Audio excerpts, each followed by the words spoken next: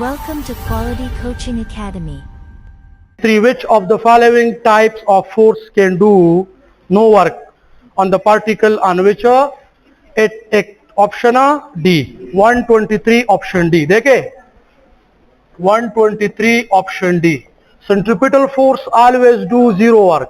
इसमें कोई दूसरी बात है नहीं. मैं आप लोगों को तीन फोर्स लिखवा रहा हूं ना, तीन फोर्सेस कि हमेशा जीरो वर्क करते हैं. एक सेंट्रिपिटल फोर्स, एक magnetic force on the charge particle और एक tension force in the simple pendulum. ये तीनों लिख के दे always do zero work because their angle with the displacement is always 90. Centripetal force always act perpendicular to the motion always. अब समझ आ गई? तो जब ये तीन फोर्सेस आ जाए ना तो उसमें कोई दूसरी बात है ही नहीं. Centripetal force, magnetic force and tension force in the simple pendulum always do zero work. और इसकी वजह क्या है? मैंने हैंड्स और की में लिखा भी है. इसकी वजह 90 एंगल है. Centripetal force always act perpendicular to the motion. आप समझ आ गई? तो इसमें है ऑप्शन डी. बातें नहीं. Tension force in the simple pendulum, magnetic force on the charge particle and centripetal force on the body always do zero work. Option D. Now 124 को देखे. If a body of mass 2 kg is raised vertically through 2 meter, then the work done will be 39.2 joule. Option C. 124 में है option C. देखे जब आप body को race करते ना तो फिर वर्क किसके बराबर होता है? mgh. समझ आ गई ना? तो हम राउंड अप ना, m की वैल्यू क्या है 2 और g की वैल्यू राउंड अप अगर हम 10 ले ले और हाइट की वैल्यू 2 तो इससे 40 आ रहा है ना. अगर हम g की वैल्यू 10 ले ले, इधर अगर हम g की वैल्यू 9.8 ले ले, क्या अपनी जो उसकी वैल्यू है वो ले ले, तो फिर आएगा 39.2 जॉल. तो इधर g की वैल्यू क्या ली है? 9.8. इसलिए अगर हम बॉडी को ऊपर मूव करते हैं फिर वर्क बराबर होता है mgh के. किसके बराबर होता है? mgh. और इधर g की वैल्यू मैंने क्या पुट की है? 9. जब तक आपको ये नहीं बताया हो कि टेक g10 फिर आप 9.8 लोगे. अक्सर क्वेश्चन में बताते हैं कि टेक g10 तो फिर आप 10 लोगे, फिर 40 इसका आंसर होना चाहिए. लेकिन उधर मैंने एक्सप्लेन ये नहीं बताया क्वेश्चन में कि टेक g10, इसलिए 2 मास 2 के और g की वैल्यू 9.8 और हाइट 2 मीटर. इससे क्या रहे? 39.2. Option C is the correct option in 124. समझ आ गई इसकी? Option C. नाउ अब देखिए 125. Two automobiles are 150 kilometer apart and traveling toward each other. Toward each other जानते हैं ना? In opposite direction. One automobile move with a 60 kilometer per hour and the second one is 40 kilometer per hour. And how many hours they will meet? कितने time में ये एक दूसरे को approach करेंगे? समझ आ गई इसकी? देखे एक जो है ना 125 में आ रहे ऑप्शन डी. 125 option D. देखे किस तरह एक कार है ना, इसकी स्पीड है 60 किलोमीटर पर आवर और इस कार की स्पीड है 40 किलोमीटर पर आवर. ठीक. और ये एक दूसरे की तरफ आ रहे हैं टुवर्ड ईच अदर. समझ आ रही है? एक दूसरे की तरफ. और इनके बीच डिस्टेंस कितना है? इनके बीच डिस्टेंस है 150 किलोमीटर. इनके बीच डिस्टेंस है. अब ये दोनों एक दूसरे को कितने टाइम में अप्रोच करेंगे? एक दूसरे के साथ मिलेंगे आफ्टर हाउ मच आवर्स. समझ आ गई ना? अब देखें, अब आप लोगों ने रिलेटिव मोशन पढ़ा है, चैप्टर 3 में रिलेटिव मोशन पढ़ा है ना कि जब दो बॉडीज अपोजिट डायरेक्शन में मूव करें तो हम उसकी रिलेटिव वेलोसिटी को ऐड करते हैं. तो इसकी है v1 प्लस v2. तो 60 प्लस 40 क्या आ रहे? 100 kilometre per hour. That is the relative velocity of these two cars. When the cars move in opposite direction the relative velocity always added. When the cars move in the same direction, the relative velocities are subtracted. समझ आ गई? तो अब ये तो opposite direction में move कर रहे हैं तो रिलेटिव वेलोसिटी ऐड करो, 40 और 60 से 100 आता है. अब s is equal to vt और t is equal to s by v relative. s by v relative ये इसका फॉर्मूला है. अब कितना डिस्टेंस है इनके बीच? 150 किलोमीटर. अब समझ आ गई? और रिलेटिव वेलोसिटी इन दोनों को क्या है? When they move in opposite direction, तो हम ऐड करते हैं तो 60 प्लस 40 100. तो आप 150 को 100 पे डिवाइड करें क्या मिलता है? 1.5 our. They will meet in 1.5 hours. समझ आ गई? when they move in opposite direction, and the distance between them is 150 kilometer, while one move at 60 kilometer and other move at 40 kilometer per hour. इसकी समझ आ गई? ऐसे questions में क्या लोगे? वी रिलेटिव, और हम रिलेटिव वेलोसिटी को अपोजिट डायरेक्शन में ऐड करते हैं, तो 60 और 40 को ऐड करें 100 ही आता है. 150 divide by 100 will give us 1.5 hour. Option D is the correct option. 125 में ऑप्शन डी. 126 को देखें. What should be the angle between force and displacement for maximum work to be done? 0 degree. 126 option A. ठीक, आप लोगों को पता है वर्डल किसके बराबर है? एफ एस इंटू काज थीटा, और काज 0 डिग्री क्या देते हैं? 1. इसलिए वर्क डन सबसे ज्यादा होगा, काज 0 डिग्री 1 देता है, और काज की सबसे बड़ी वैल्यू 1 है, और किस एंगल पे देती है? 0 डिग्री. इसलिए फोर्स और डिस्प्लेसमेंट जब एक दूसरे के पैरेलल हो, पैरेलल, तब उस टाइम सबसे मैक्सिमम वर्क होता है. Option A is the correct option इन 126. समझ आ गई इसकी? 127 को देखें. 127 में क्या है? Which of the following is incorrect? देखिए, ये इंफॉर्मेटिव क्वेश्चन है. Which of the following is incorrect? Gravitational force of attraction is independent of the nature of the medium. बिल्कुल ठीक. ग्रेविटेशनल फोर्स मीडियम डिपेंडेंट नहीं है. समझ आ गई? वाटर में, एयर में, वैक्यूम में, सॉलिड में, हर मीडियम में ग्रेविटेशनल फोर्स किसी बॉडी के ऊपर सेम होता है, mg होता है. तो gravitational force is medium independent, ये तो ठीक है. अब हमने इनकरेक्ट इसमें वो करना है ना. Gravitational force are central force, बिल्कुल ठीक.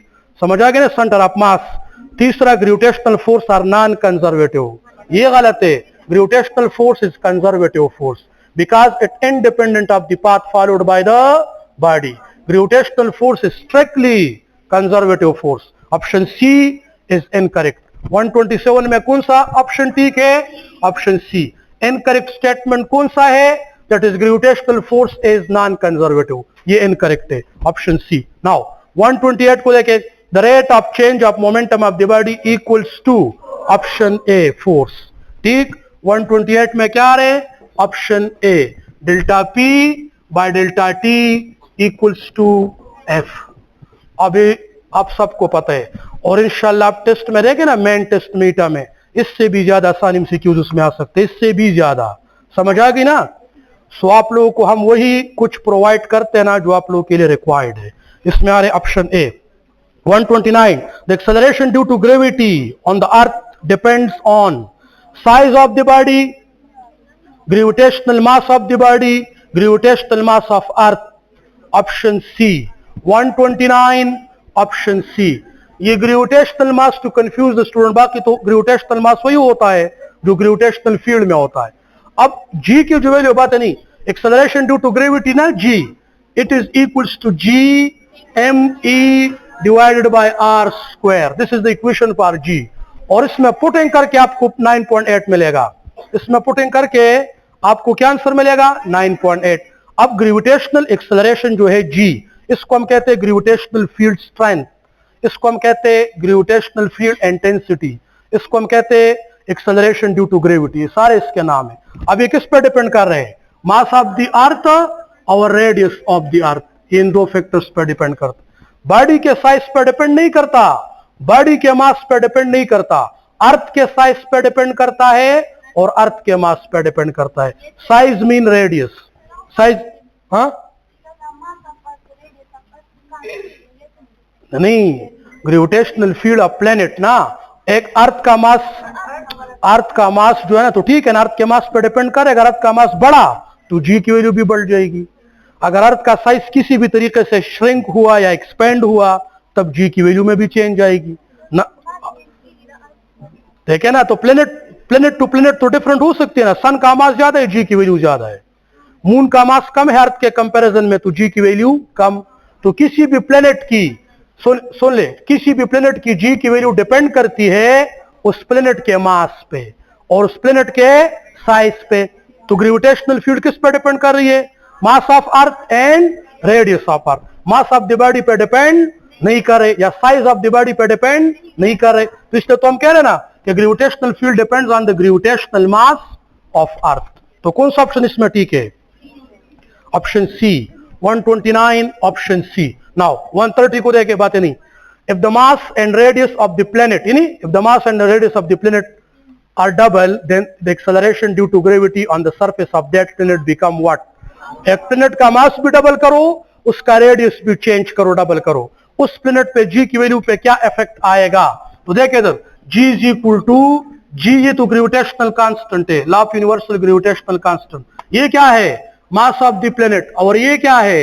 Radius of the planet. अब किसी प्लेनेट का मास डबल करो, मास को, तो जी जो है ना वो प्लेनेट के मास के साथ डायरेक्ट रिलेटेड है। तो अगर आप प्लेनेट का मास डबल करेंगे ना, 2m करते, तो उधर जी की वैल्यू डबल हो जाएगी।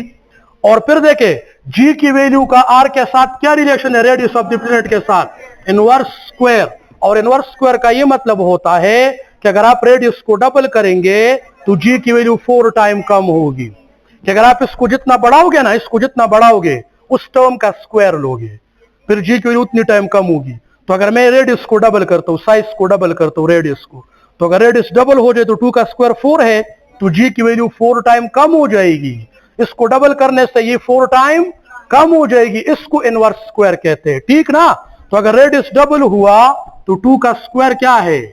4 है, तो जी 4 टाइम कम हो जाएगी। तो मास की वजह से 2 टाइम ज्यादा और रेडियस डबल होने की वजह से 4 टाइम कम, तो 2/4 g/2, 2g/4 ना, तो g/2 become half, 1/2। Option B is the correct option, 1/2। 130 में क्या आ रहे? ऑप्शन बी, ठीक। नाउ अब लिखे 131, a ball of mass m moving with velocity v collide elastically with a wall and rebounds, the change in momentum of the body। Body की momentum में कितना चेंज आएगा 131 में? Option C, 131 option C. देखे ना, जब आप गलत करते तो शोर मचाते हैं।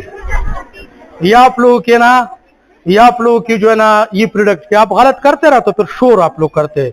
ये कैसे अब सुन लेना 131 में देखे हम चेंज इन मोमेंटम की बात करते हैं, बातें नहीं, सुन ले। ये एक बॉडी है ना, उसका मास m है और इसकी वेलोसिटी v है। इस बॉडी का मास m है, वेलोसिटी v है, तो इसका मोमेंटम क्या हुआ? mv ना।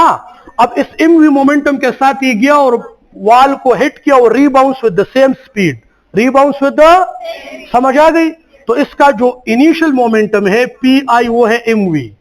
और जब ये बॉडी वॉल को हिट किया और कोलाइड हुआ with elastically and rebounce with the same speed, तो इसका फाइनल मोमेंटम हुआ -mv, क्योंकि मोमेंटम वेक्टर क्वांटिटी है।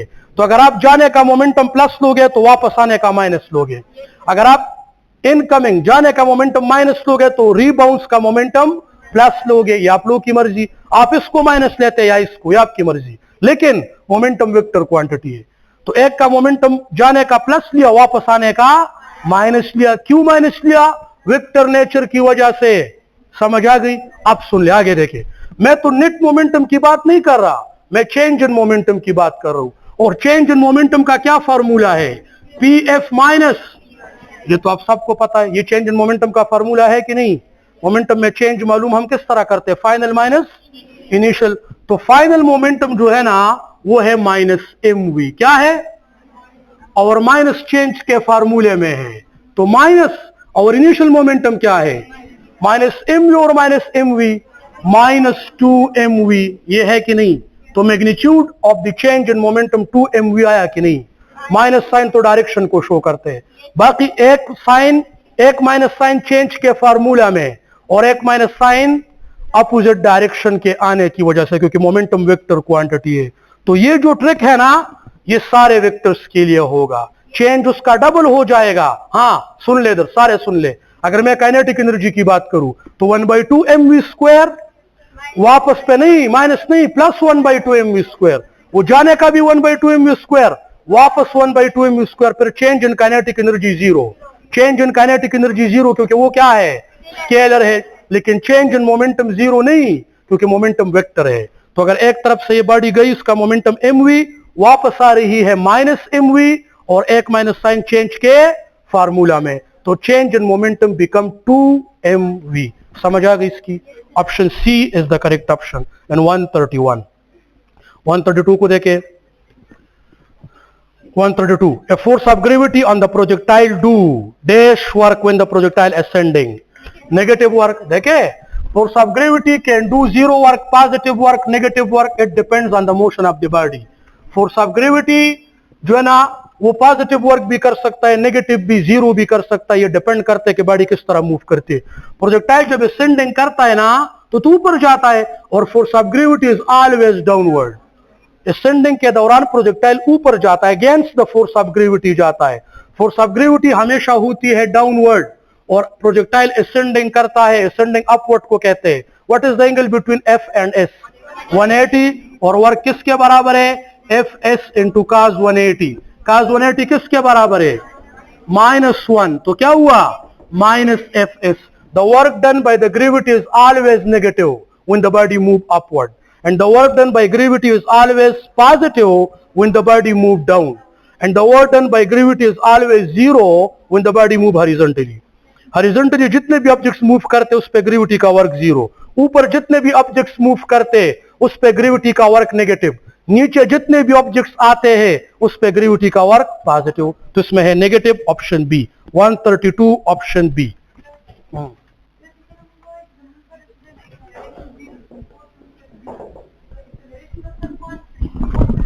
कांस्टेंटी किस केस में?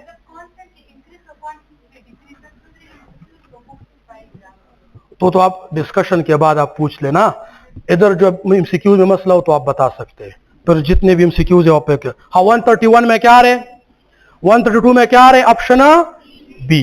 ना 133 को देखें। A ball of mass 50 gram is thrown upward. It raised to the maximum height of 100 meter. At what height its energy will be reduced up to? इसके साथ up to लिख के 70%। इसके साथ इस क्वेश्चन में ये सिर्फ ये up, इसमें जो है ना एक गलती, up to 70%। तो देखे 133 में देखे, ball of mass 50 gram is thrown vertically upward. It raised to the maximum height of 100 meter. At what height its energy will reduce to up to 70%, मतलब 70% उसकी काइनेटिक एनर्जी खत्म हो जाए। तो देखे एक बॉल कितने हाइट तक मूव कर सकता है? मैक्सिमम कितने हाइट तक?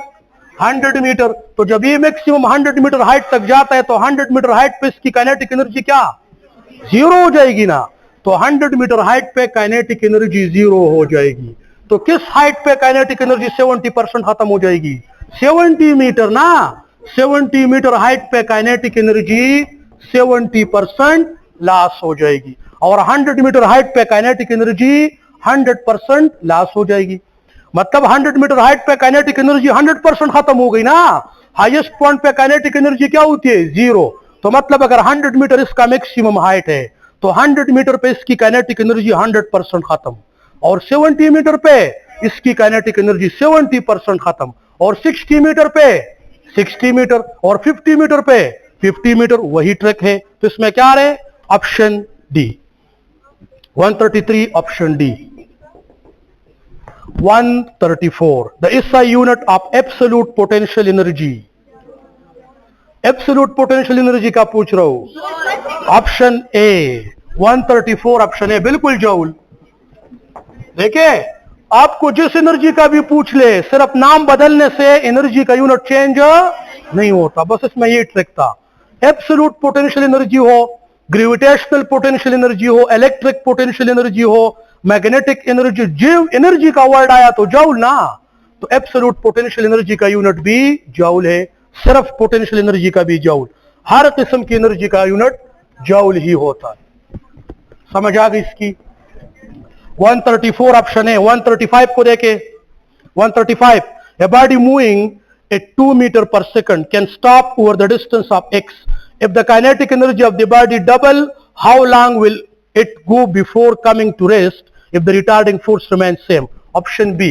135 में आ रहे ऑप्शन बी। देखे इसमें दो बातें हैं। हम कहते हैं ना कि change in kinetic energy equals to work done. Change in kinetic energy equals to, and kinetic energy is directly proportional to Fs, and kinetic energy equals to Fs and directly proportional to S. तो अगर आप किसी body की kinetic energy को double करेंगे, मतलब एक body kinetic energy के साथ मूव कर रही है, आपने इसके ऊपर फोर्स लगाया, वो x डिस्टेंस में स्टॉप हो गई।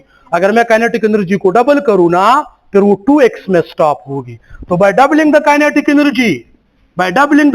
Energy, the stopping distance become double.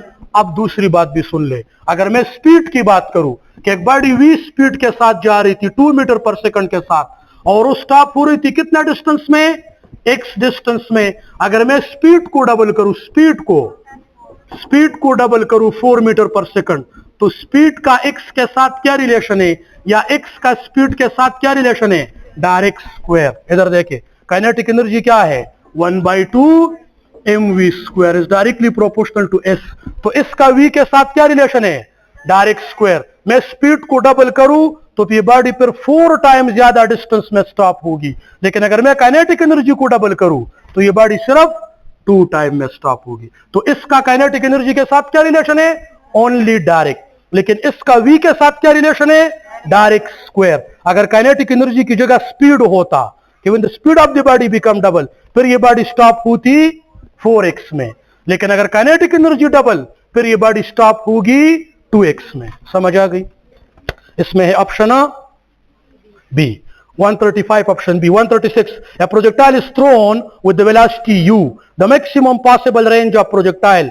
Maximum range का क्या है इक्वेशन, 136 में क्या आ रहे हैं, सी। देखिए, प्रोजेक्टाइल मोशन में मैक्सिमम रेंज का क्या इक्वेशन है, v0 square divided by g। समझ आ गई ना? देखिए, रेंज का फार्मूला है v0 square sine 2 theta divide by g। अब मैक्सिमम रेंज कब होगा, जब एंगल 45 हो। साइन 45 क्या देता है, नहीं, साइन 2 मल्टीप्लाई 45 90, साइन 91। तो मैक्सिमम रेंज का फार्मूला है, मैक्सिमम रेंज 45 डिग्री पे, v0 square divided by g। और मैंने सिर्फ वेलोसिटी का नाम चेंज किया, v के बजाय मैंने वेलोसिटी का नाम u रखा ना, तो इनिशियल वेलोसिटी क्या मैंने रखी है, u। तो इसके लिए फार्मूला हो जाएगा u square divided by g। बस समझ आ गई? That is the maximum range of the projectile. Option C is the correct option in 136. Now 137 को देखे, सुन ले। Two projectile are fired at different angle with the same magnitude of velocity such that they have the same range. At what angle they might be projected? किस angle के साथ इसको project किया गए ताकि रेंज सेम हो? Option B 137, option B. किस तरह ऑप्शन बी? देखे, जिन एंगल्स का सम 90 के बराबर हो, इस पे प्रोजेक्टाइल का रेंज सेम होगा। इसको कहते हैं कंप्लीमेंट्री एंगल। समझ आ गई ना? हर वो दो एंगल जिसका सम 90 के बराबर हो, बात नहीं, हर वो दो एंगल जिसका सम 90 के बराबर हो, उस पे प्रोजेक्टाइल का रेंज सेम होगा। ठीक, अगर इनिशियल वेलोसिटी आप सेम रखे तो 25 और 65 को देखे, 25 प्लस 65 90, इन दोनों एंगल्स पे प्रोजेक्टाइल का रेंज सेम। हर वो दो एंगल जिसका सम 90 के बराबर हो, उस पे प्रोजेक्टाइल का रेंज सेम होता है। तो आप 65 और 25 को ऐड करें, you will get 90। That is why इन दोनों एंगल्स पे प्रोजेक्टाइल का रेंज सेम। अगर इनिशियल वेलोसिटी को हम सेम रखें तब। Option B is the correct option. 138 को देखें, the range of projectile is maximum if the range is R, what is the height?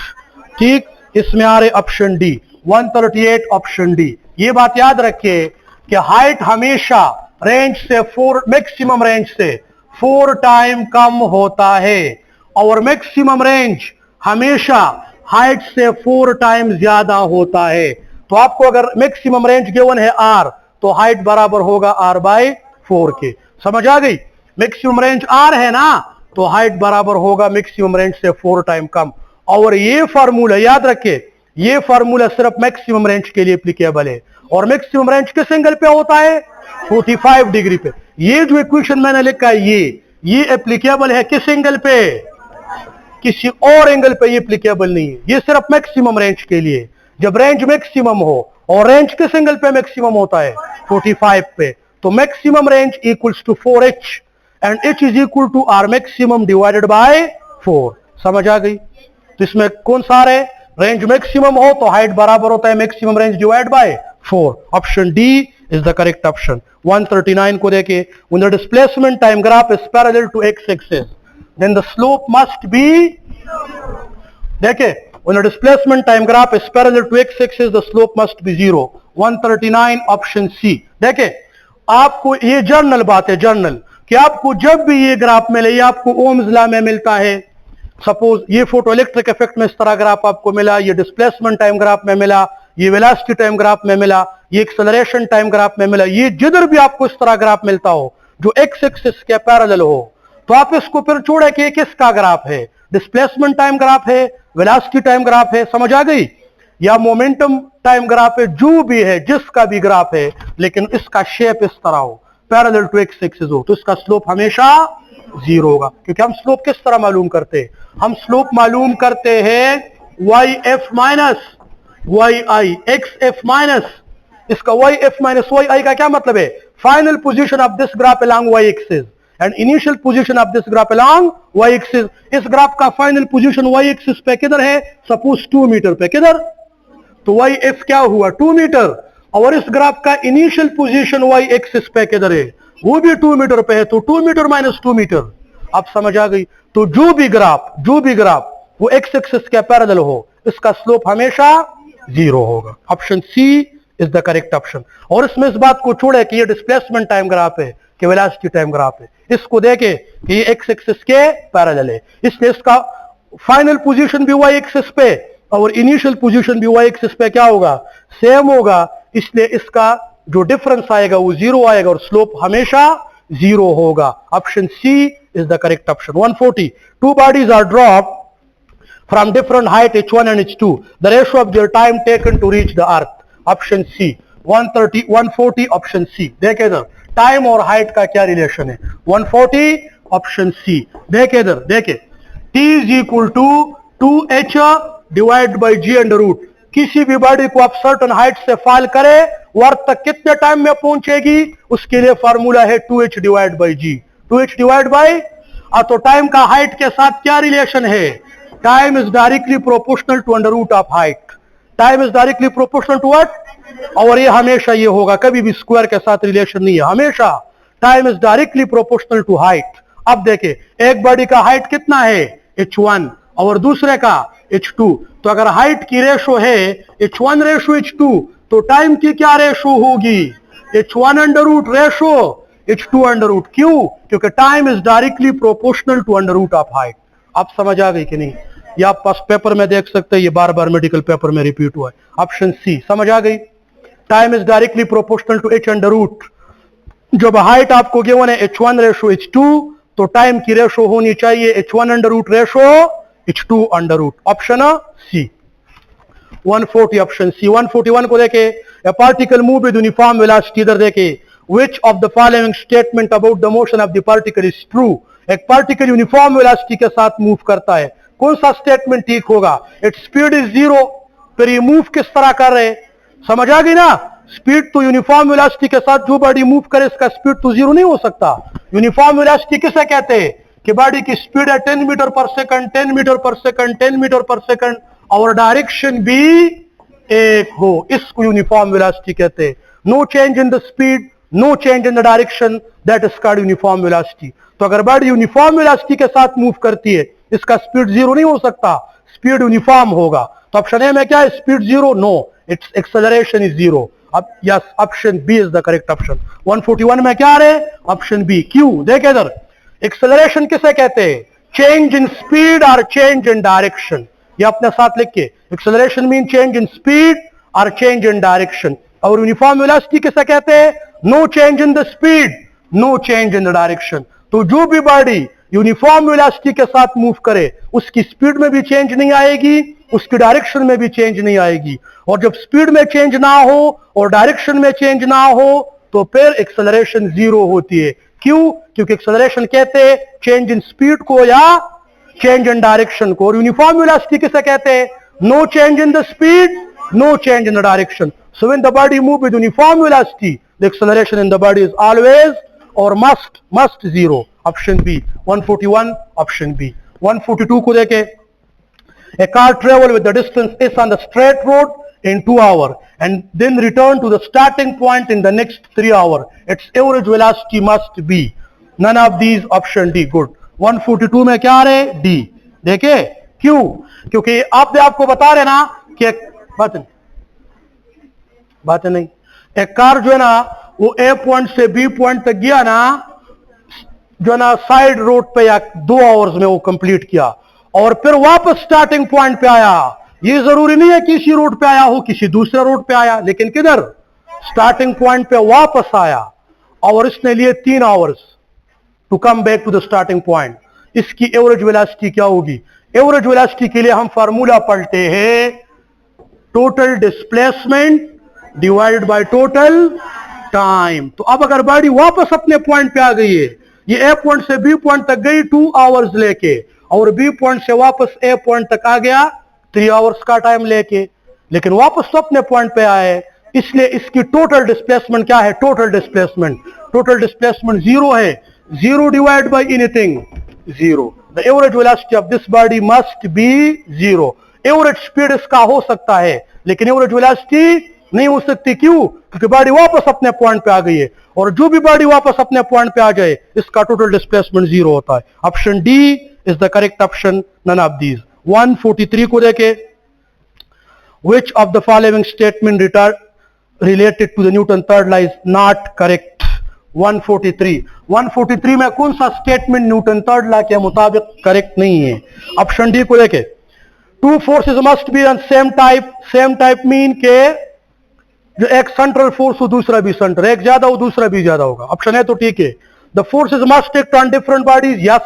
Action एक बॉडी पे होता है, रिएक्शन दूसरी बॉडी पे होता है। Two forces are always opposite in direction, yes. The two forces are equal opposite so that they cancel the effect of each other. The body are in equilibrium, no. Action and reaction can never cancel the effect of each other, याद रखिए। Action reaction can never cancel the effect of each other. Why? Because action acts on one body and reaction acts on another body. तो इधर action और reaction 2 forces है लेकिन bodies भी 2 है। तो एक्शन एक बॉडी पे रहा, रिएक्शन दूसरे बॉडी पे रहा, एक बॉडी पे एट अ टाइम एक फोर्स रहा और एक फोर्स कभी भी अपने आप को कैंसिल नहीं कर सकते। सुन ले, देखे कौन सी 2 फोर्सेस बॉडी को इक्विलिब्रियम में रखते हैं? जो इक्वल इन मैग्नीट्यूड हो, अपोजिट इन डायरेक्शन हो और एक बॉडी पे रखे, एक बॉडी पे, तब ये एक दूसरे के इफेक्ट को कैंसिल करते, तब ये बॉडी इक्विलिब्रियम में है, इसमें कोई शक नहीं है, ये बॉडी इक्विलिब्रियम में है। 2 फोर्सेस जब इक्वल इन मैग्नीट्यूड हो, अपोजिट इन डायरेक्शन हो और वो सेम बॉडी के ऊपर लगे, एक बॉडी के ऊपर लगे, तब वो एक दूसरे के इफेक्ट को कैंसिल करते, नेट फोर्स हमेशा 0। लेकिन एक्शन तो एक बॉडी पे होता है और रिएक्शन दूसरी बॉडी पे होता है। बॉडीज भी 2 है, 2 फोर्सेस है लेकिन बॉडीज भी 2 है। मतलब एक्शन वॉल पे रहा तो वॉल पे कितना फोर्स हुआ? 10। और रिएक्शन बॉल पे हुआ तो बॉल पे कितना फोर्स रहा? 10। एक फोर्स एक बॉडी, दूसरा फोर्स दूसरी बॉडी, इसलिए एक दूसरे के इफेक्ट को कैंसिल। ऑप्शन डी, ये कभी भी बॉडी को इक्विलिब्रियम में नहीं रख सकते। हाँ, सेम टाइप का मतलब ये कि एक सेंट्रल फोर्स हो दूसरा भी सेंट्रल हो, एक ज्यादा हो दूसरा भी ज्यादा हो। नेचर मतलब नेचर तो सेम है, मैग्नीट्यूड भी सेम है, लेकिन बॉडी को इक्विलिब्रियम में नहीं रख सकते। Option D 143, option D. 144 को देखे, the pull of earth on the mass 20 kilogram on the surface of earth will be what? surface of earth पे बॉडी को अर्थ कितने फोर्स से अट्रैक्ट करता है? तो F is equal to mg। तो इसके लिए क्या आएगा? मास कितना इसका? 20 और g की वैल्यू 9.8, इससे क्या आएगा? 196 न्यूटन। वेट को कहते हैं पुल ऑफ अर्थ, किसे कहते हैं? बॉडी के वेट को कहते हैं। किसी भी बॉडी को अर्थ अपने सेंटर की तरफ अट्रैक्ट करता है ना, उस फोर्स को हम वेट कहते हैं। और वेट हमेशा किसके बराबर होता है? mg के बराबर होता है। मास आपको 20 kg के बने, g की value 9.8, you will gate 196 Newton. Option देखिए, जब आप इसको नहीं कैलकुलेट कर सकते ना तो आप g की वैल्यू राउंड अप 10 लिया करें, तो 20 × 10। लेकिन अगर हम g की वैल्यू इससे थोड़ा कम ले तो आंसर भी थोड़ा कम कर दे, बस ये तरीका है। अब समझ आ गई? तो इससे आ रहे 196, ऑप्शन सी। 144, option C. समझ आ गई इसकी? 145 को देखे, बात नहीं। When heavy body collide elastically with the light body at rest, velocity of light body after collision become double. 145, option B. देखे इधर, देखे, जब बहुत हैवी बॉडी बहुत स्मॉल ऑब्जेक्ट को हिट करे, इधर देखे, ये स्मॉल ऑब्जेक्ट है m2, इसकी वेलोसिटी क्या है बिफोर कोलिजन 0, और ये हैवी ऑब्जेक्ट है v1, इसकी वेलोसिटी है सपोज 50, ये है m1। जो both heavy object both light object को कोलाइड करता है ना, कोलाइड कोलिजन के बाद इसकी वेलोसिटी पहले 50 थी, बाद में भी 50 होगी, और कोलिजन के बाद इसकी वेलोसिटी 0 थी, कोलिजन के बाद इसकी वेलोसिटी 2v1 हो जाएगी। अगर इसकी वेलोसिटी 50 है तो कोलिजन के बाद इसकी वेलोसिटी 100 हो जाएगी। ये है concept when a very heavy object collide a small object at rest। ये m1 बहुत ज्यादा है, m2 बहुत कम, तो जब m1 m2 को कोलाइड करे तो m1 की स्पीड में कोई फर्क नहीं आएगा, वो 50 के साथ जा रहा था, रिमेन 50 के साथ होगा, और जो लाइट ऑब्जेक्ट है उसकी वेलोसिटी बड़े ऑब्जेक्ट की वेलोसिटी के डबल हो जाएगी। तो अगर बड़े ऑब्जेक्ट की वेलोसिटी 50 थी तो लाइट ऑब्जेक्ट की वेलोसिटी आफ्टर कोलिजन 100 हो जाएगी, डबल हो जाएगी। कौन सा ऑप्शन ठीक है? Option B is the correct option. 145 146 को देखे, the distance covered by the body with uniform acceleration in time t starting from rest will be. Option A 146 option A, starting from rest और uniform acceleration. हाँ, जो भी body uniform acceleration के साथ move करे इस इज इक्वल टू 1/2 at², और इसमें ये बताया है कि स्टार्टिंग फ्रॉम रेस्ट, तो जो स्टार्टिंग फ्रॉम रेस्ट तो ये टर्म क्या हुआ, तो S is equal to 1/2 at², मैंने लिखा है at² डिवाइड बाई 2, ठीक है कि नहीं? Option A is the correct option. समझ आ गई? सेकंड इक्वेशन ऑफ मोशन है, बातें नहीं। देखे मैंने ऑप्शन सी में ये दिया इस इज इक्वल टू vt, ये कब यूज करोगे? नहीं, जब यूनिफॉर्म वेलोसिटी हो तो ये वाला, और जब यूनिफॉर्म एक्सेलरेशन हो तो ये वाला। अपने साथ लिख के, जब वेलोसिटी यूनिफॉर्म हो तो डिस्टेंस के लिए ये फार्मूला, जब एक्सेलरेशन यूनिफॉर्म हो तो डिस्टेंस के लिए ये फार्मूला। तो जो starting from rest and uniform acceleration के वन है, तो S is equal to vit plus half at²। vit को क्या करे? 0, क्यों? क्योंकि स्टार्टिंग फ्रॉम रेस्ट है। तो कौन सा ऑप्शन ठीक है? 146 ऑप्शन ए। 147 को देखे, the momentum of the particle numerically double that the kinetic energy, what is the velocity of the particle? 147 option A. 147 option A. देखे इधर, momentum of the body numerically double to the kinetic energy. Kinetic energy of the body double momentum, यह अलग बात है, और momentum of the body numerically double to the kinetic energy, क्या मतलब कि बॉडी की मोमेंटम की वैल्यू उसकी काइनेटिक एनर्जी के डबल है। अगर काइनेटिक एनर्जी 10 है तो बॉडी की मोमेंटम 2 × 10 20। इसका ये मतलब है, ये इक्वेशन आपको ये बता रहे ना कि बॉडी का मोमेंटम उसकी काइनेटिक एनर्जी के डबल है, और ये इक्वेशन आपको ये बता रहे, इसमें डिफरेंशिएट कर ले, ये बार एमसीक्यूज आते ईटा के टेस्ट में। Kinetic energy double of momentum, तो ये फार्मूला, इसका मतलब काइनेटिक एनर्जी मोमेंटम के डबल है, इसका मतलब मोमेंटम काइनेटिक एनर्जी के डबल है। अब क्वेश्चन क्या है 147 में कि the momentum of the particle numerically double to the kinetic energy, मतलब ये बॉडी की मोमेंटम काइनेटिक एनर्जी के डबल है, तो P is equal to 2 time of kinetic energy. अब बॉडी की स्पीड क्या होगी? तो मोमेंटम का क्या फार्मूला है, समझ आ रही है? और काइनेटिक एनर्जी का 2 1/2 mv²। अब समझ आ गई? तो बॉडी की मोमेंटम को मैंने काइनेटिक एनर्जी का डबल लिया, तो ये हुआ मोमेंटम mv 2 और काइनेटिक एनर्जी की वैल्यू पुट की। देखिए m के साथ कैंसिल, ये v 2 के साथ कैंसिल, इधर v रह गया, इधर v², एक v के साथ, इधर क्या रह गया 1 और इधर v, तो v is equal to 1 metre per second. तो जब बॉडी की मोमेंटम उसकी काइनेटिक एनर्जी के डबल हो फिर बॉडी की स्पीड 1 होगी। कौन सा ऑप्शन ठीक है? हाँ संगा।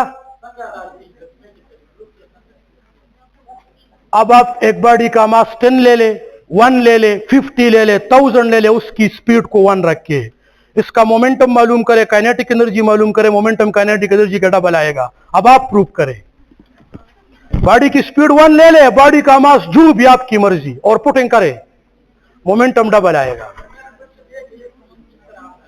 आ सकता है ना? जिस सुन ले, एक बॉडी की स्पीड क्या है, वाकेदा अब सुन ले, बॉडी की स्पीड क्या है 1, और बे बॉडी का मास लेता हूं 20 × 1, मोमेंटम 20 आया, मोमेंटम 20 आया ना। या मैंने बॉडी का मास 20 लिया और स्पीड क्या रखा, तो मोमेंटम कितना आया 20 आया।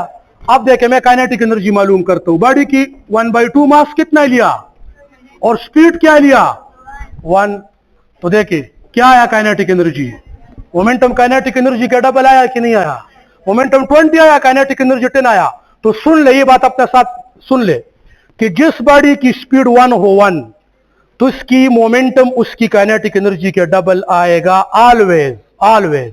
बस किस तरह आया अभी सुन ले, देख ले।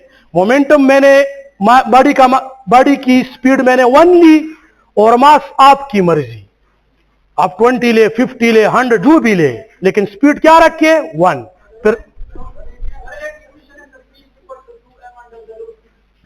वो तो रिलेशन है, वो रिलेशन है। लेकिन अगर देखे इफ आपको कहे इफ अगर बॉडी की मोमेंटम काइनेटिक एनर्जी क्या डबल हो जाए अगर, तो फिर बॉडी की स्पीड क्या होगी 1। और जिस बॉडी की स्पीड भी 1 होगी 1, आप उसकी मोमेंटम भी फाइंड करें, उसकी काइनेटिक एनर्जी भी फाइंड करें। उसकी काइनेटिक एनर्जी हाफ आएगी उसकी मोमेंटम के। मैंने प्रूव कर दिया, मैंने मास 20 लिया, स्पीड 1 लिया, मोमेंटम 20 आया, काइनेटिक एनर्जी 10 आया। मोमेंटम काइनेटिक एनर्जी का डबल आया कि नहीं आया? तो ये 1 के लिए लॉजिक है, जिस बॉडी की स्पीड भी 1 हो मोमेंटम काइनेटिक एनर्जी का डबल आएगा। कौन सा ऑप्शन है इसमें? ऑप्शन है 148 को देखे 148।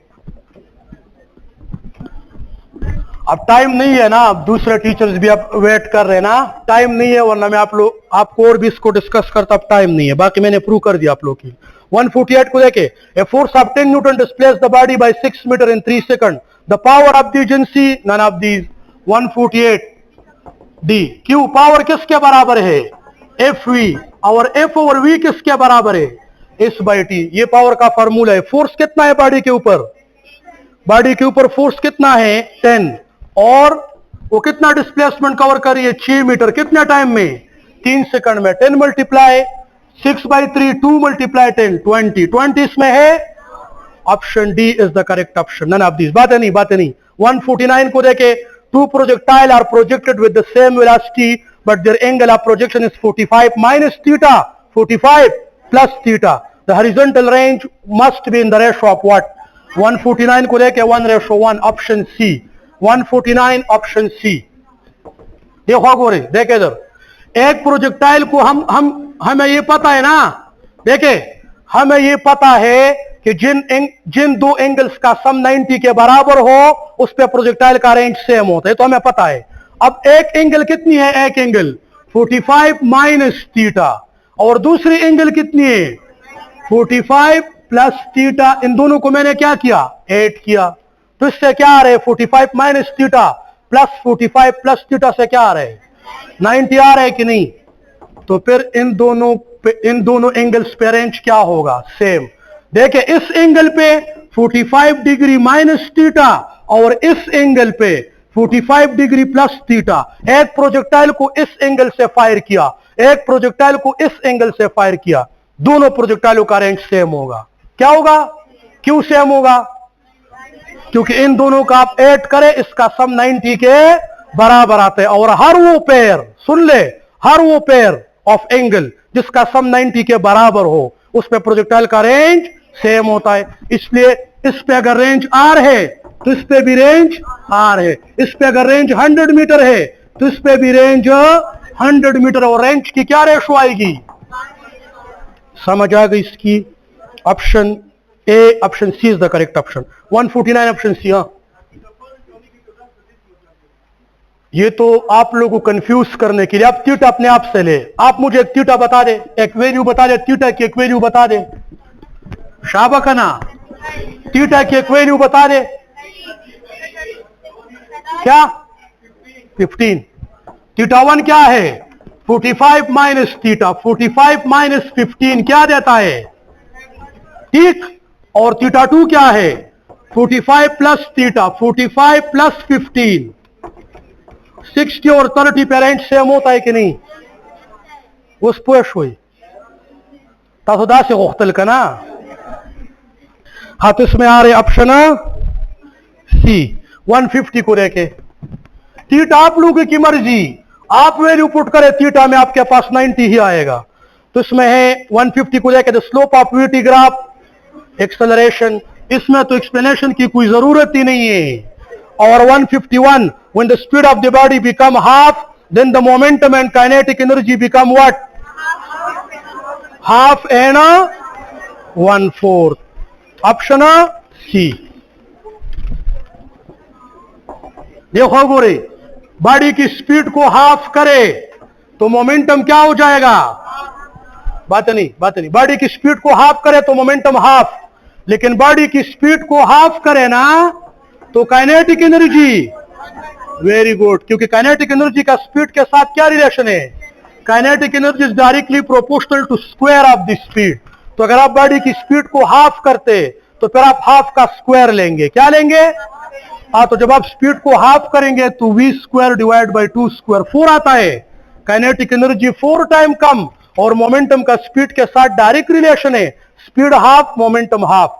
लेकिन स्पीड हाफ तो काइनेटिक एनर्जी हाफ नहीं, काइनेटिक एनर्जी 4 टाइम कम। तो जब मैं बॉडी की स्पीड को हाफ करता हूं, उसकी मोमेंटम की वैल्यू तो हाफ हो जाएगी, लेकिन उसकी काइनेटिक एनर्जी की वैल्यू 4 टाइम कम हो जाएगी। तो हाफ एंड 1/4, ऑप्शन सी। 152 को देखे। 152, proton, electron, neutron, alpha particle move with the same momentum. The kinetic energy greater for electron. जब मोमेंटम लाइट और हेवी ऑब्जेक्ट की सेम हो, जब लाइट और हेवी ऑब्जेक्ट की मोमेंटम सेम हो, फिर काइनेटिक एनर्जी का मास के साथ क्या रिलेशन? इनवर्स। जब लाइट और हेवी ऑब्जेक्ट की मोमेंटम सेम हो या डिफरेंट ऑब्जेक्ट्स की मोमेंटम सेम हो, फिर काइनेटिक एनर्जी का मास के साथ इनवर्स रिलेशन। जिसका मास कम उसकी काइनेटिक एनर्जी ज्यादा। तो सबसे कम मास इलेक्ट्रॉन का है, इलेक्ट्रॉन का मास कम, काइनेटिक एनर्जी ज्यादा। कौन सा ऑप्शन ठीक है? Option B. 152, option B. 153 को देखे। The power output of the lamp is 6 watt. How much energy does the lamp give out in 2 minutes? 720 joule. 153, option C. देखो गोरे, power is equal to energy divided by time. और energy is equal to power multiply time. Energy बराबर होती है power multiply time के। अब lamp का output power कितना है? 6 watt, और 2 मिनट में कितने सेकंड होते हैं? 120 सेकंड। समझ आ रही है? Energy always equals to power multiply time. Energy always equals to power multiply time. Power कितना है? 6 watt, time 2 minute mean 120 second. 6 multiply 120, 720। कौन सा ऑप्शन ठीक है? Option C. उस पर 153, ऑप्शन सी। 154 को देखे। पदे पूरा शोई का ना, energy equals to power multiply time. Option C. 154, a tennis ball is dropped, बात नहीं, on the horizontal surface as the ball bouncing up and down. The height of each bounce gradually decrease during the motion of the ball. The total energy of the ball, ground and air remain constant. देखे, आप सुन ले, एक ball को आप इस height से fall करते ना, वो दोबारा इधर तक गया, फिर इधर आया अर्थ पे, फिर इधर तक गया, फिर आया अर्थ पे, फिर इधर तक गया। तो आप ये नहीं कह सकते कि सब आप kinetic energy and potential energy constant. इधर तो काइनेटिक एनर्जी में भी कमी आ रही है और हाइट कम हो रहा है कि नहीं, तो पोटेंशियल में भी कमी आ रही है। अब समझ आ गई?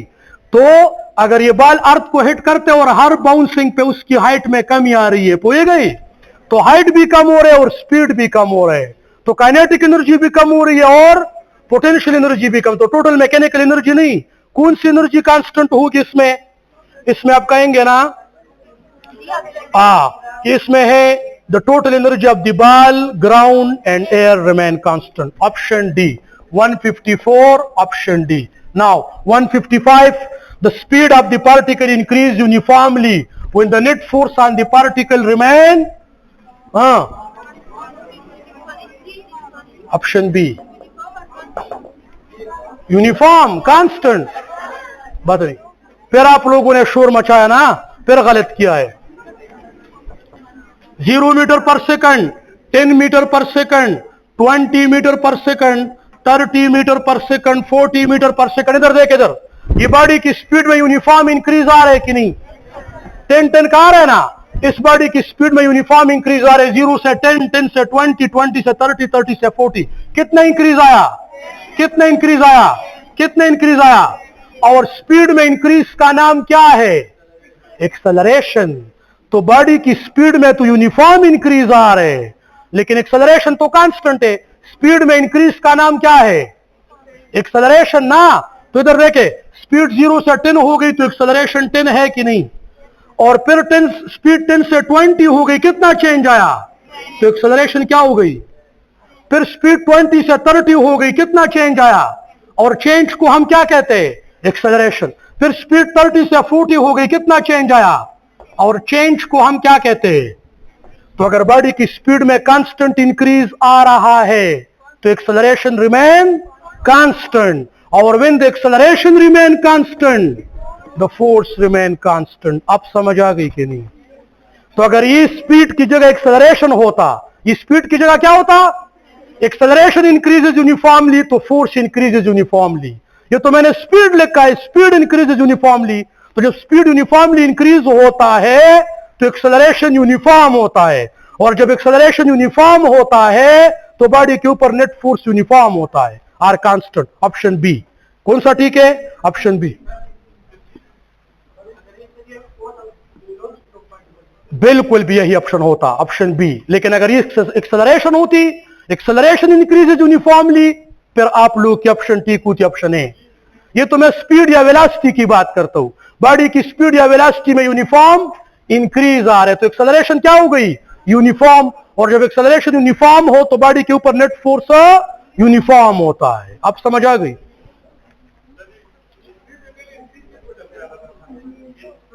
फोर्स की वजह से, लेकिन फोर्स की वैल्यू कांस्टेंट है। आप फोर्स कितना लगा रहे? 10। इसकी वजह से स्पीड 0 से 10 हुआ, फिर 10 फोर्स की वजह से स्पीड 10 से 20, फिर 20 से 30। तो स्पीड में तो कांस्टेंट इंक्रीज आ रहे हैं, लेकिन एक्सेलरेशन क्या है? यूनिफॉर्म। एक्सेलरेशन किसे कहते हैं? Change in speed. Change in speed, speed में इक्वल इक्वल चेंज आ रहे हैं। एक्सेलरेशन इक्वल हो गई, एक्सेलरेशन इक्वल हो गई, कांस्टेंट हो गई, फोर्स भी कांस्टेंट हुआ। Option B is the correct option. Now 156 को देखे, as we go from equator to the north pole of the north pole the value of g increases. Option B. 156 में option B increases ना, north pole की मैं बात करता हूं। जी पोल पे इक्वेटर से ज्यादा होती है value of ji eight pole greater than value of ji at equator. और सुन ले, value of ji at equator equals to value of ji eight pole minus are omega square into cos theta. तो equator पे जी की value पोल से कम होती है, और कितनी कम होती है?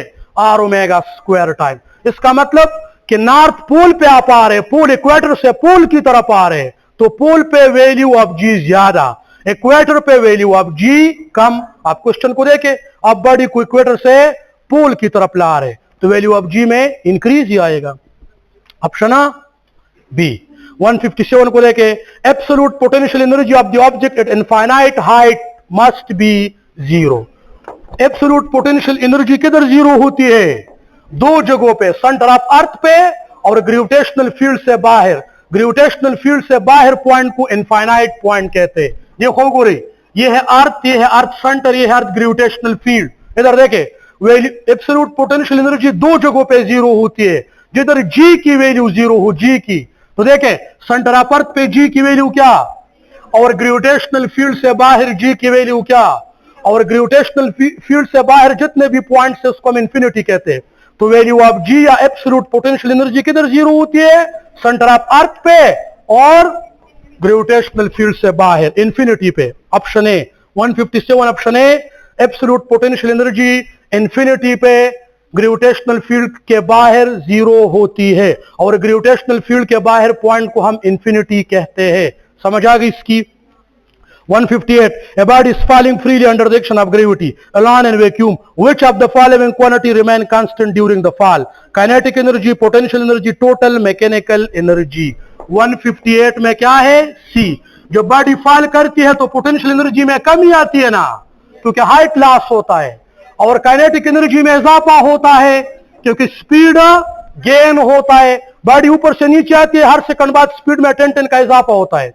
तो जब बॉडी ऊपर से नीचे आती है तो हाइट में कमी आती है, पोटेंशियल एनर्जी लॉस होती है और स्पीड में इजाफा होता है, काइनेटिक एनर्जी गेन होती है। तो मैकेनिकल एनर्जी किसे कहते हैं? Mechanical energy potential energy plus. तो जब बॉडी फॉल करती है तो पोटेंशियल एनर्जी में कमी आती है, लेकिन उतना ही काइनेटिक एनर्जी में इजाफा होता है और इन दोनों का सम रिमेन कांस्टेंट। ऑप्शन सी।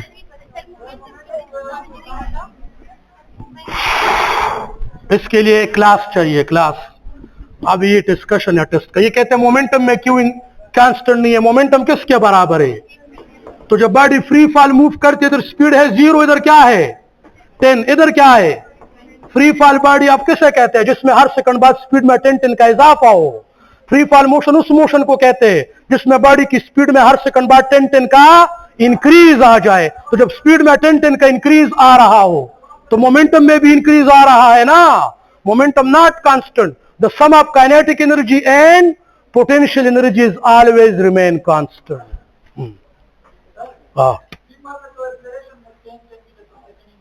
नहीं, वेलोसिटी में 10 मीटर पर सेकंड का इजाफा होता है जिसको हम एक्सेलरेशन कहते हैं।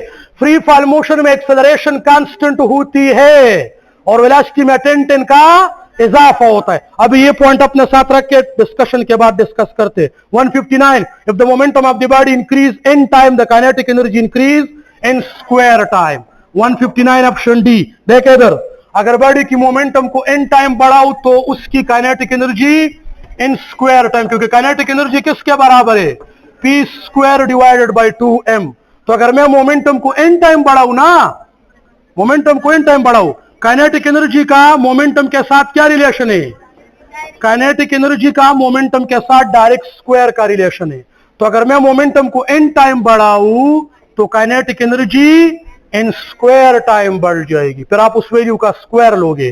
तो momentum increase by n time, kinetic energy increase by n square time. Option D is the correct option. 160, the force on 3 kilogram and 9 kilogram object are same, then the acceleration of 9 kilogram object is 1/3 time that of 3 kilogram. Option A. देखो गोरे, जब force same हो ना, Newton second law, जब force दो बॉडियों के ऊपर सेम हो तो एक्सेलरेशन का मास के साथ क्या रिलेशन? 9 किलोग्राम ऑब्जेक्ट 3 किलोग्राम से 3 टाइम ज्यादा है ना। 9 किलोग्राम ऑब्जेक्ट 3 किलोग्राम ऑब्जेक्ट से 3 टाइम ज्यादा है। 3 3 9, तो 9 किलोग्राम ऑब्जेक्ट ज्यादा है, इसलिए उसमें एक्सेलरेशन कम। या दूसरा आप इस तरह कह सकते हैं a2/a1 equals to m1 by m2। इससे कर ले, इधर क्या पुट करे 3, इधर क्या पुट करे 9, इधर a2 इधर a1, क्योंकि 3 किलोग्राम 9 किलोग्राम ऑब्जेक्ट 3 किलोग्राम से 3 टाइम ज्यादा है। तो जब मास 9 किलोग्राम का 3 टाइम ज्यादा है 3 किलोग्राम से, तो उधर एक्सेलरेशन 3 टाइम कम होगी। मास 3 टाइम ज्यादा, acceleration 3 time come. Option A. 161, a body of mass m moving with constant velocity v hit another body of same mass at rest, stuck to it, the velocity of the combined mass after collision v/2। देखो गोरे, ये है conservation of momentum v/2, option D. 161 option D. दिल तो गोरे, इस body का मास कितना है m और एक किस वेलोसिटी के साथ मूव करता है v, और इस बॉडी का मास भी m है और इसकी वेलोसिटी क्या है 0। खबर है ना? इधर देखे, इस बॉडी का मास m, वेलोसिटी v, ये बॉडी है मास m, इन दोनों बॉडी की मास सेम और वेलोसिटी क्या 0। टोटल मोमेंटम कितना हुआ? Total momentum before collision mv plus 0। mv ना, इसका मोमेंटम mv और इसका 0 हो गई। तो टोटल मोमेंटम कितना हुआ? mv plus 0 equals to mv। इस दूसरे का क्यों 0 है? क्योंकि वो तो रेस्ट में है। अब देखे, अब इसने इसको कोलाइड किया ना, तो अब बड़ा मास बनाना। इसका मास क्या था m, इसका भी m। जब दोनों ने कोलिजन कर दी तो कोलिजन के बाद ये स्टक हो गए, स्टक, एक बॉडी उससे बन गई। m और m मिलकर क्या बनाता है 2m। m और m मिलकर क्या बनाता है? और इनिशियल मोमेंटम क्या था mv, फाइनल मोमेंटम को भी mv करना होगा, क्योंकि मोमेंटम इलास्टिक और इनइलास्टिक दोनों में कंजर्व होता है। अब समझ आ गई? तो फाइनल मोमेंटम भी mv होना चाहिए। अब मास तो डबल हुआ, m और m मिलकर क्या बना 2m। तो जब मास डबल हुआ 2m हुआ ना, तो वेलोसिटी क्या होनी चाहिए v/2, ताकि एक दूसरे को क्या करे कैंसल और मोमेंटम पर क्या रहे। आप समझ आ गई कि नहीं? Option D is the correct option. Now 162, 210-meter long train moving due to north at the speed of 25. A small bird is flying due to south. ठीक हुआ ना?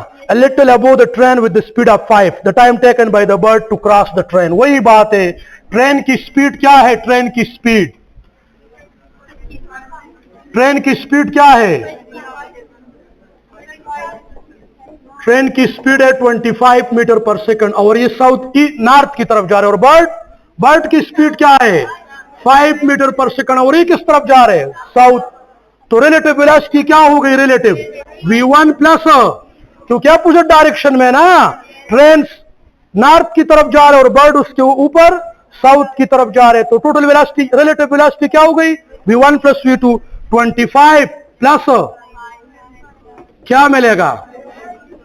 और टाइम मालूम करना है, t is equal to s by v relative. Train का length कितना है? 210 मीटर और रिलेटिव वेलोसिटी कितनी हो गई? 30। तो 7 सेकंड। वही क्वेश्चन है जो इससे पहले हमने किया था। Option B 162, option B.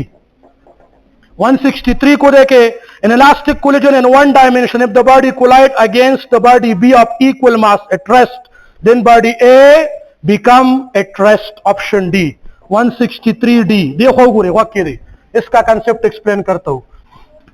Elastic collision में एक बॉडी है ना, उसका मास है m ना, और दूसरी बॉडी का मास भी m है, दोनों के मास सेम है और इसकी वेलोसिटी है v 50 metre per second suppose, और इसका मास भी m है और ये रेस्ट में है। तो सुन ले, जब इक्वल मासेस कोलिजन कर ले, equal masses they exchange there velocity. Equal masses exchange there velocity. Equal masses अपनी वेलोसिटी को एक्सचेंज करते। इसकी वेलोसिटी 50 है ना ए बॉडी की, और बी की क्या है? 0। कोलिजन के बाद बी बॉडी की वेलोसिटी हो जाएगी 50 और ए की हो जाएगी 0। तो जब इक्वल मासेस, ये मास है m, ये v वेलोसिटी के साथ मूव कर रहा था, इसने इक्वल मास ए बॉडी के बराबर बी बॉडी थी, मास बराबर थे, इसने उसको हिट किया, तो ए बॉडी रेस्ट में आ जाएगी और बी बॉडी 50 के साथ मोशन में आ जाएगी।